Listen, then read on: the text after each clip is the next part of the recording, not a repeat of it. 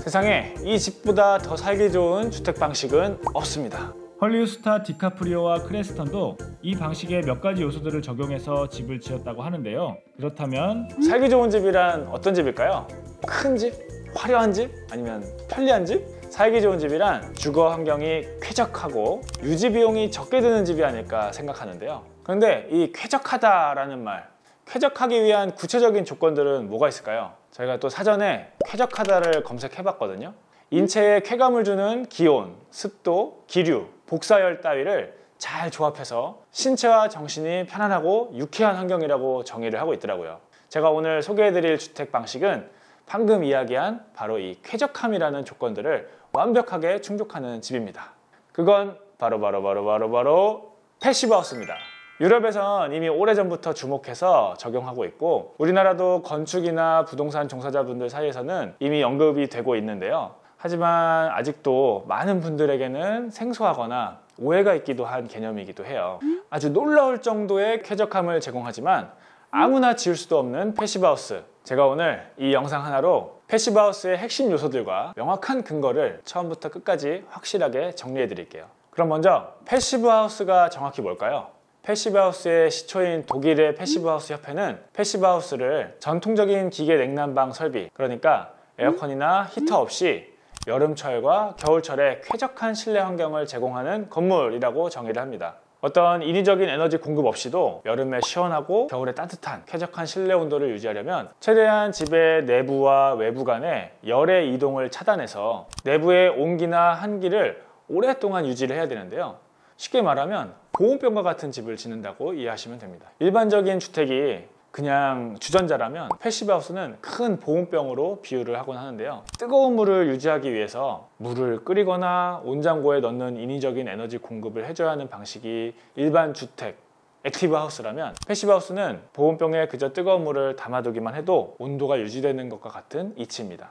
또 패시브하우스는 정량적인 기준을 충족해서 인증을 꽝 받아야 하는데요. 아까 잠깐 언급했듯이 패시브하우스의 시초는 독일이고 그 독일의 기준에 준하여서 세계 각국에서 패시브 인증을 도입하고 있습니다. 실내 온도 20도를 유지하는 기준으로 1년에 1제곱미터당 난방 등유를 1.5리터 이하로 소비하는 건축물이어야 패시브하우스 인증을 받을 수 있다고 해요. 짜잔! 여러분들의 이해를 돕기 위해서 2리터 생수병을 준비했습니다. 독일 기준의 패시브하우스 인증에 따르면 1제곱미터의 공간을 1년 동안 난방을 하는데 이 생수병 하나면 충분하다는 겁니다. 이것도 다 아니고 1.5리터. 이 1.5리터 이하로 난방을 할 수 있어야 패시브하우스 인증을 해줘요. 1제곱미터면 몇 평인 거예요? 3분의 1평이죠. 3분의 1평을 뭐 한 달, 하루가 아니고 1년 동안 겨울, 여름 다 포함해서 1년 동안 난방하는데 요만큼이 필요한 겁니다. 네. 이게 얼마나 대단한 수치인지 감이 안 오실 텐데요. 2001년도 이후에 지은 우리나라 건축물의 평균 소비량이 2개가 아니고요. 8개입니다. 이 생수병 8개, 그러니까 16리터 하우스가 우리나라 집의 평균이라고 해요. 신축 건물 기준으로. 그런데 독일에서는 하나로 1년 동안 1제곱미터를 데울 수가 있고요. 우리나라의 한국 패시브 건축 협회 기준은 2개입니다. 대략적인 기준이에요. 엄밀한 기준은 사실 리터로 다 환산할 수는 없는 좀 복잡한 기준들이 있는데요. 대략적으로 말씀을 드리면 2개입니다. 이제 우리나라와 독일의 기후가 많이 다르잖아요. 그래서 우리나라 환경에 맞춰서 여러 가지 조건들을 커스터마이징 해서 만든 기준입니다. 그래도 우리나라 일반 신축 건축물에 비해서도 4분의 1이라는 어마어마한 효율을 자랑하는 거죠. 이런 고성능 패시브하우스는 누구나 누릴 수 있는 집이지만 아무나 지을 수 있는 집은 아닌데요. 우리나라에서는 패시브 디테일이 반영된 도면을 가지고 패시브 건축 교육을 받은 시공사의 감독하에 시공이 되어야 하고요. 잘 지어졌는지 성능에 문제는 없는지 각종 테스트를 한 후에 통과를 해야 그제서야 패시브하우스 인증을 받을 수가 있습니다. 내 집이 처음 계획대로 잘 지어졌는지 아닌지를 판정해주는 공신력 있는 단체의 검증을 거치기 때문에 잘 지어졌다 하는 그런 말보다 수치로 우리 집의 실제 성능을 정량적으로 확인할 수 있는 거죠. 그럼 이렇게 까다롭게 인증을 받고 짓는 패시브하우스, 지었을 때 얻을 수 있는 이점에 대해서 5가지 정도 말씀드리겠습니다. 첫 번째, 곰팡이와 결로 방지. 패시브하우스는 곰팡이가 생기지 않습니다. 곰팡이는 2가지의 조건이 있어야 생기는데요. 낮은 온도와 높은 습도입니다. 그런데 패시브 주택은 고기밀, 고단열, 그리고 고성능의 창을 통해서 차가운 공기가 들어오는 것을 막고요. 환기장치를 통해서 공기가 한 군데 정체되어 있지 않고 계속 신선한 공기가 흐르기 때문에 곰팡이가 생기는 조건이 성립하지 않죠. 두 번째, 우풍 없는 따뜻한 겨울과 시원하고 뽀송뽀송한 여름입니다. 우풍은 바닥은 뜨끈한데 창문 틈, 벽과 지붕 틈 이런 틈으로 찬 공기가 들어와서 위에는 춥고 아래는 따뜻한 상태를 얘기하는데요. 패시브하우스는 기밀하게 틈이 없게 짓기 때문에 이런 찬 공기가 들어오질 않습니다. 또 여름에도 바깥에 습기와 따뜻한 공기가 들어오지 않기 때문에 에어컨으로 식혀놓은 차가운 공기가 오랫동안 공기 상태를 유지를 하죠. 그러면 이게 유지가 되는 거니까 아예 뭐 에어컨을 안 틀어도 되는 건 아니네요? 에어컨을 틀기는 틀어야 돼요. 패시브하우스가 도입되던 초창기에 그런 개념으로 이해를 하시고 에어컨을 아예 설치를 안 하셨던 분들이 많이 계시는데 나중에는 다 설치를 하셨어요. 그러면 냉난방비 영원 그거는 냉방하는 횟수가 현저하게 줄어들고 또 그 적은 양의 전기요금은 태양광 같은 친환경 생산시설을 통해서 상쇄를 해버리기 때문에 영원히 가능하다고 얘기를 하는 겁니다. 네, 그래서 최근에 화두가 되고 있는 탄소 중립, 넷제로 하우스 같은 경우는 이런 친환경 전기 생산시설이 필수적이에요. 세 번째, 질 좋은 실내 공기질 확보입니다. 우리가 깨끗한 물을 마시려고 정수기를 놓고 샤워기에 연수기를 끼우고 필터를 끼우는데 매일매일 숨 쉬는 이 공기는 어떻게 생각하세요? 공기청정기. 공기청정기 좋죠. 공기청정기는 그런데 그 안에 있는 공기에 먼지만 계속 걸러주는 거예요. 그런데 패시브하우스는 열해수 환기장치, 전열교환기라는 게 있어서 공기청정기에 먼지를 걸러주는 효과는 기본으로 있고 실내에서 발생하는 이산화탄소, 폼알데히드, 유해가스들은 내보내고 바깥에 있는 신선한 농도의 산소는 들여보내주는 아주 좋은 공조장치가 있습니다. 이 환기장치가 설치된 집에서 공부한 애들은 학업 성취도가 높다고 독일에서 연구 결과가 있어요. 또 사무실에도 이 환기장치를 넣었을 경우에 작업하는 사람들의 업무 효율이 올라간다라는 논문도 있습니다. 이게 오히려 노약자일수록 어린아이가 있는 집이거나 어르신이 계신 집일수록 그 체감하는 효과가 예민하게 잘 나타나요. 그래서 제가 아는 사례 중에 집을 지은 한 건축주, 젊은 건축주가 계신데 친정엄마가 아파트에 사시다가 주말에 와서 너네 집에서만 자면 너무 공기가 좋고 머리가 안 아프고 상쾌해진다, 집에 가기 싫다, 네, 이렇게 말씀하셨다는 피드백도 있었습니다. 네 번째, 에너지 비용 절감입니다. 이거는 저희 집 이번 여름 전기요금을 말씀드리면 이해가 편하실 텐데요. 4인 가족 25평 7월 8월 냉방비가 한 달에 7월은 18만 원, 8월은 21만 원이 나왔습니다. 깜짝 놀랐어요. 사실은 그 전에도 비슷하게 저희는 썼어요. 근데 아기가 36개월이 넘어가서 한전에서 받던 그 자녀 혜택이 끝나면서부터 폭탄을 맞아버렸습니다. 그래서 우리는 전기 그렇게 많이 안 쓰는구나 착각하고 있었다가 이번에 제대로 현타를 느꼈고요. 일반적인 30평, 40평 정도의 단독주택에서 겨울철 난방비가 한 30만 원, 40만 원 정도 나와요. 그리고 좀 집이 커지고 또 단열이 잘 안 되는 집들은 50만 원에서 100만 원을 하기도 합니다. 그런데 저희가 짓는 패시브하우스의 겨울철 평균 난방비는 10만 원 언더입니다. 정말 그러냐? 못 믿으시겠다고요? 제가 지금 짓고 있는 저희 집 겨울철 난방비 계량기 사진을 찍어서 팩트 체크해 드리겠습니다. 다섯 번째, 기본 건축물 대비 탄소 배출량이 90%나 절감이 됩니다. 목조주택으로 짓기만 해도 콘크리트 주택보다 어마어마한 양의 탄소 배출을 절감하는 효과가 있는데요. 이 목조주택도 패시브 주택으로 짓게 되면 더 많은 양의 탄소 배출량을 줄일 수가 있죠.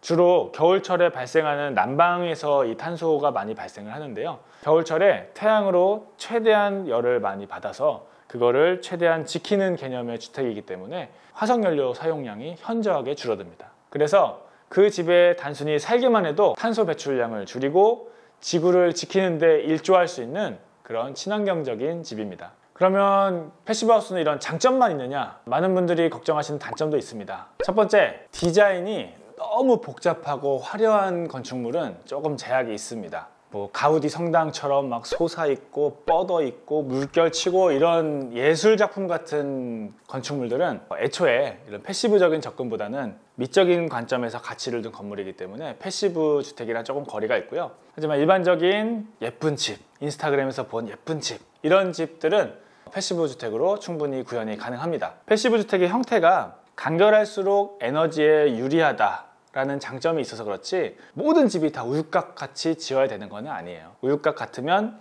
건축비가 줄어들고 효율이 높아져서 장점이 있지, 모든 집을 그렇게 다 똑같은 모양으로 지어야 되는 건 아닙니다. 조금 더 화려하게, 조금 더 뷰를 살리는 모양으로 하셔도 비용이 조금 올라가는 것만 감수하시면 그런 디자인도 충분히 하실 수 있어요. 근데 그거는 일반 집도 올라가긴 하는 거잖아요, 그죠? 근데 패시브하우스는 그게 조금 더 들어요. 그 부분의 디테일을 또 변형을 주고 거기를 보완을 해야 되기 때문에. 네.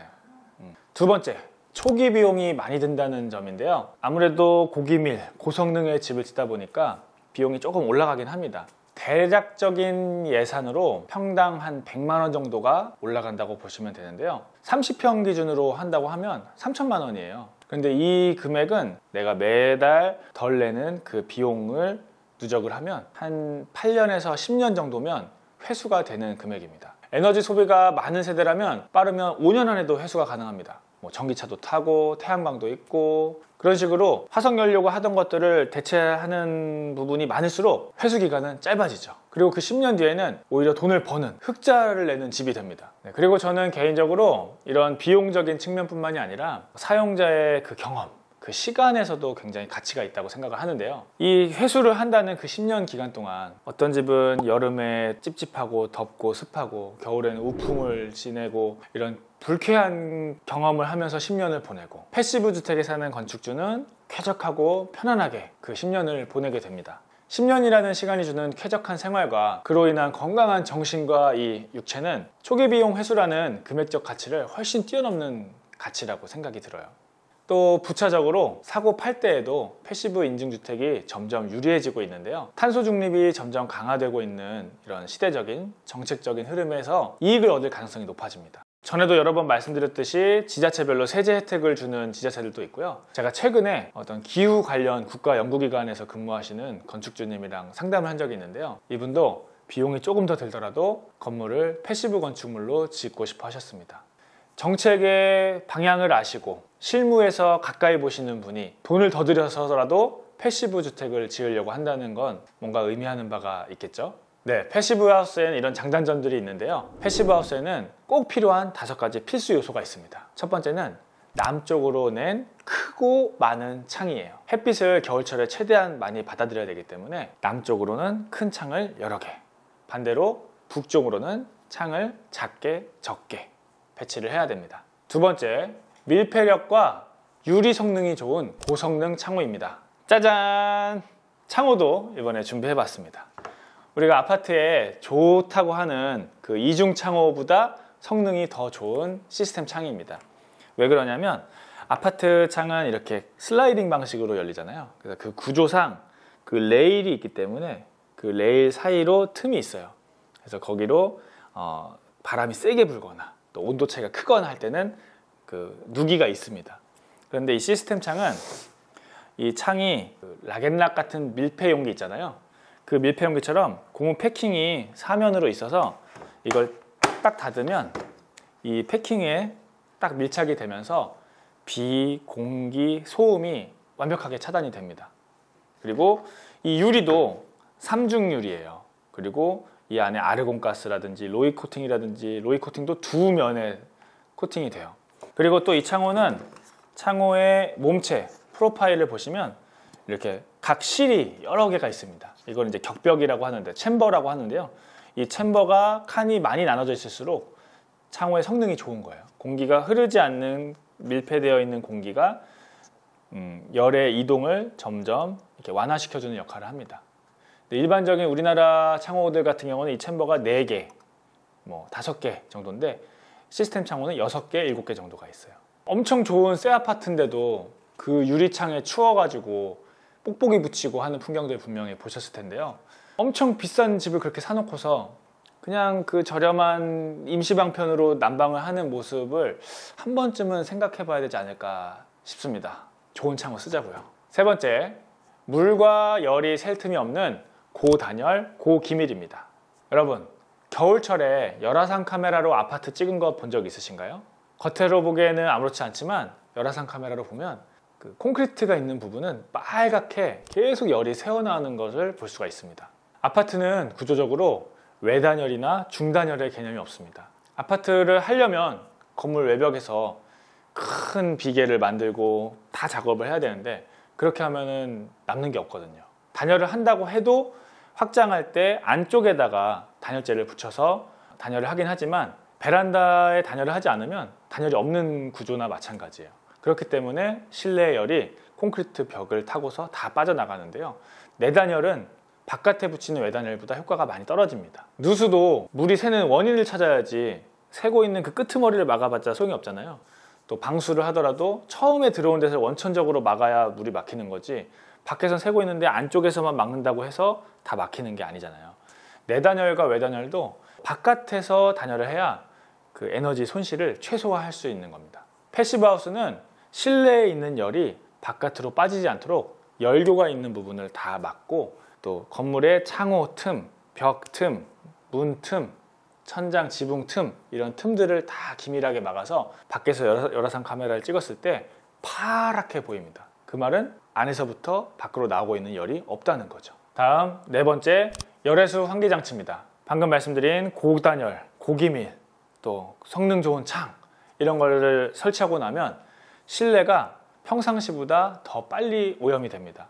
평상시 같았으면 그 미세한 틈으로 빠져나갔을 공기들이 계속 안에 갇혀있기 때문에 이산화탄소 농도가 더 빨리 높아지고 실내에 있는 미세먼지도 배출이 안 되고 가만히 정체하게 되죠. 그렇기 때문에 패시브 하우스는 강제적인 환기 시스템이 필수적입니다. 그런데 강제적으로 환기를 하면 실내에서 다 데워놓은 공기를 겨울철에 밖으로 내보내고 또 차가운 공기를 들여오면 더 실내는 차가워지겠죠. 그렇기 때문에 실내에 있던 공기가 나갈 때 가지고 있던 열은 들어오는 공기한테 전달을 해주고 자기는 차가워진 채로 내보내주는 그런 장치가 열외수 환기 장치입니다. 그래서 실내 공기의 온도는 유지를 하면서 공기의 질은 거의 외부랑 똑같은 상태의 쾌적한 공기를 유지하는 거죠. 제가 패시브 주택을 지어드리면서 제일 부러웠던 부분이 사실은 바로 이 열외수 환기 장치입니다. 나중에 집을 지으면 다른 거를 아껴서라도 꼭 이거는 해야지 했던 게 열외수 환기 장치예요. 마지막 다섯 번째, 외부 차양 시스템입니다. 이거는 아까 말씀드렸던 남쪽으로 크게 낸 창이랑 같이 연관이 있는데요. 겨울에는 남쪽으로 크게 낸 창이 햇빛을 많이 들여주기 때문에 따뜻하고 유리하지만 반대로 여름에는 쥐약입니다. 이렇게 남쪽으로 큰 창이 있는 집들은 여름철 에어컨을 하루 종일 가동을 해도 그 열 때문에 계속 후덥지근한 기운이 있어요. 그렇기 때문에 반드시 여름을 대비해서 큰 창을 가려줄 외부 차양 시스템이 있어야 됩니다. 자, 이렇게 패시브 하우스에 대해서 알아봤는데요. 저희 영상 댓글들에 보면 여러 가지 질문들을 해주시는 경우가 있어요. 그 패시브 하우스에 대한 오해와 진실들을 지금 풀어보도록 하겠습니다. 첫 번째, 그냥 누가 짓든 단열재 빵빵하게 넣고 더 두껍게 하면 되는 거 아니에요? 온도는 알지만 공기의 다른 요소들을 간과하신 질문입니다. 공기에는 습도, 이산화탄소, 포르말데히드, 유해가스 등 여러 가지 요소들이 있어서 두꺼운 단열로 온도만 잡았다가 더 쉽게 공기가 오염될 수도 있어요. 필요한 곳에는 돈을 안 쓰고 단열에만 몰빵해서 필요 이상으로 비용을 낭비할 수도 있는 거고요. 그리고 아무나 지을 수 있는 거 아니냐라고 하시는데 패시브 주택 인증 받으려면요. 교육도 받아야 되고 설계 도면도 검토받아야 되고 각 공정별로 사진을 찍어서 제출도 해야 되고요. 또 현장에 오셔가지고 인증 테스트를 해서 통과를 해야 도장을 받을 수가 있습니다. 두 번째, 패시브 건축 시공하는 모습을 보니까 단열 기밀하자고 여러 가지 공정도 들어가고 엄청 복잡해 보이던데 집은 단순할수록 좋은 거 아니에요? 복잡하면 나중에 수리하기도 어렵고 보수하는데도 비용이 많이 들 것 같은데요?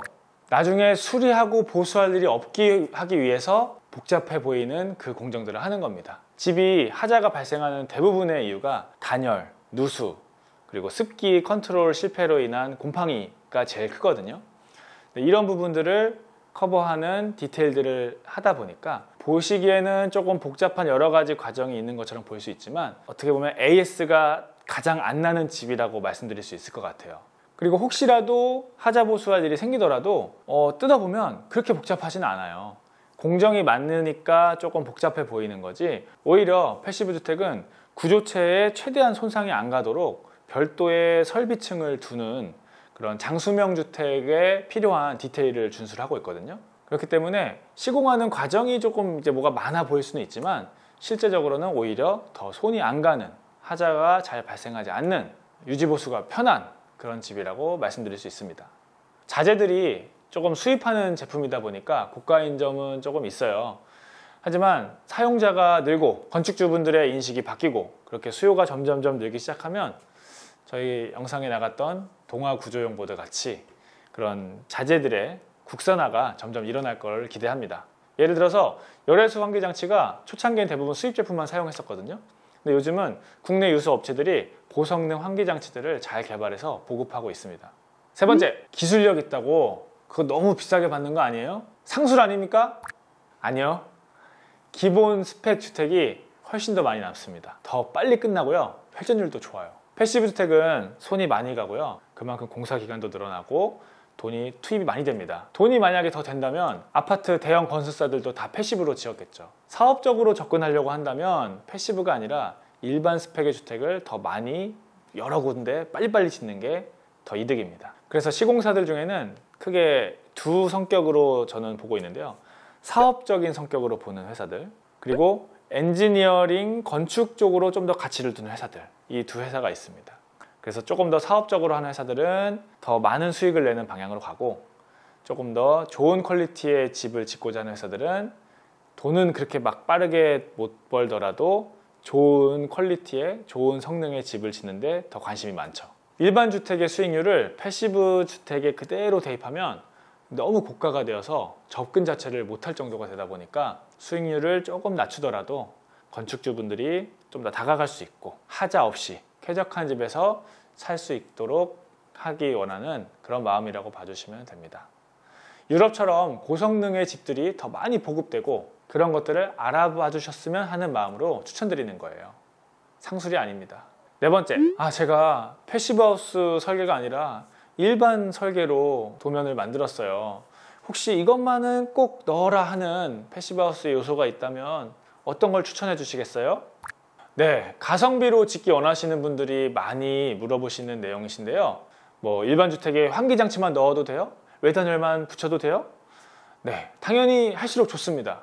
그분들께는 저희가 우선순위를 정해서 하나씩 추가를 해드리는데요. 5가지 요소가 있잖아요. 그 기준이 모두 다 중요하지만 굳이 순위를 나누자면 집에서 가장 열이 많이 빼앗기는 곳이 창호와 지붕이고요. 하자가 많이 발생하는 곳이 틈, 누기가 있는 곳입니다. 그래서 지붕의 단열을 두껍게 하고 창문을 좋은 창을 쓰고 틈이 없도록 첫 번째 조건인 고단열과 고기밀, 두 번째 조건 고성능 창호, 이 2가지를 공동 1위로 뽑아볼게요. 그런데 그렇게 기밀하게 지으면 아까 말씀드린 것처럼 실내 공기가 더 빨리 오염이 돼요. 그래서 더 나쁜 상태가 됩니다. 환기장치가 꼭 같이 따라가야 됩니다.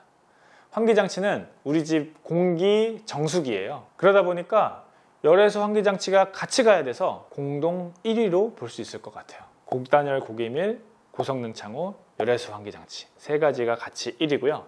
굳이 나누자면 그 다음이 남향으로 크게 낸 많은 창입니다.